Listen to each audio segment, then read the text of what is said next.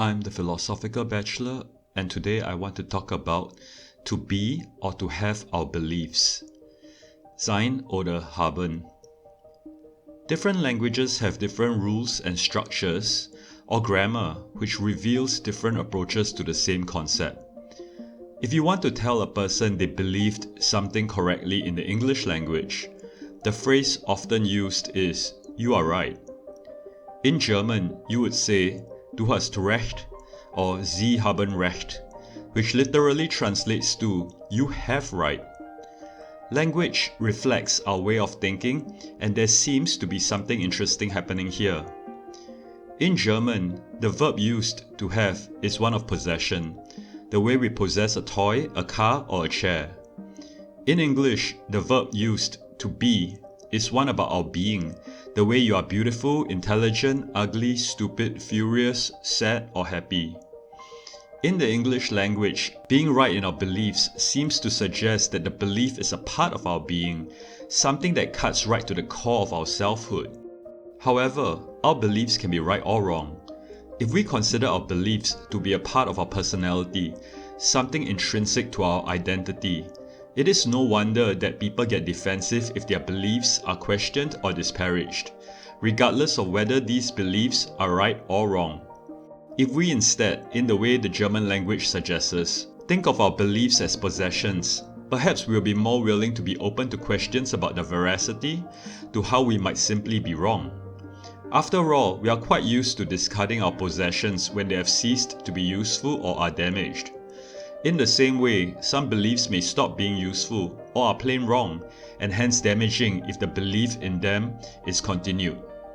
You would think that one would be happy to get rid of such mistaken beliefs, but instead people get angry, might turn violent, and refuse to listen to reason, even in the face of strong evidence indicating a faulty belief. Why is that the case? I'm suggesting that if we regard our beliefs to be a part of ourselves, the way the verb to be is used in the English language, it is no wonder that people get defensive when their beliefs are challenged.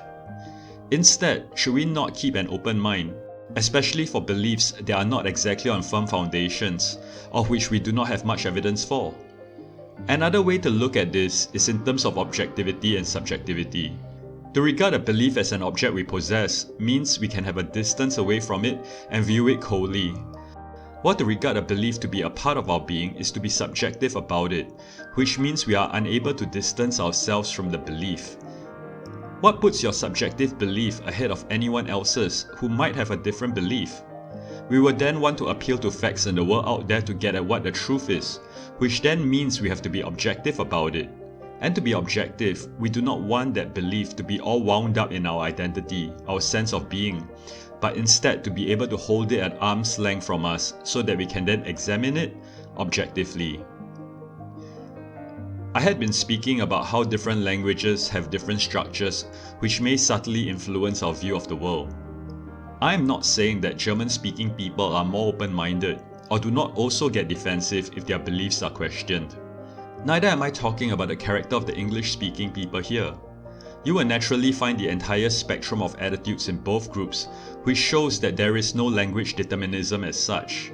Such a verb structure is also not unique to English and German. Chinese also uses a similar expression to the English form of "you are right." 你是对的. How about your language? What I am saying though is that our attitudes towards belief and truth can be influenced by the structures in our language. We need to be aware of them and avoid the biases they may cause us to have. And that is something left up to us to do, regardless of the languages we speak. Secondly, what we might have taken for granted since it is embedded in the logic of our language may not necessarily be so, and we may only realize this when we learn other languages. Right? Thank you. If you wish to support the Philosophical Bachelor, you can do so at worldwideweb.patreon.com/philosophicalbachelor.